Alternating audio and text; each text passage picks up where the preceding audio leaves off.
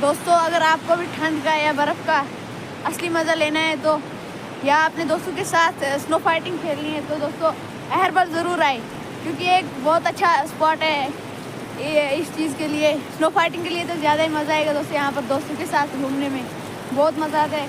जब भी मैं आता हूँ दोस्तों, आज तो जैसे वैसे भी व्लॉग बना रहा हूँ, अगर मैं दोस्तों के साथ आता हूँ दोस्तों ज़रूर हम स्नो फाइटिंग खेलते हैं। दोस्तों मुझे भी अब सर्दी लग रही है, मैं भी जाऊँगा अब दोस्तों घर।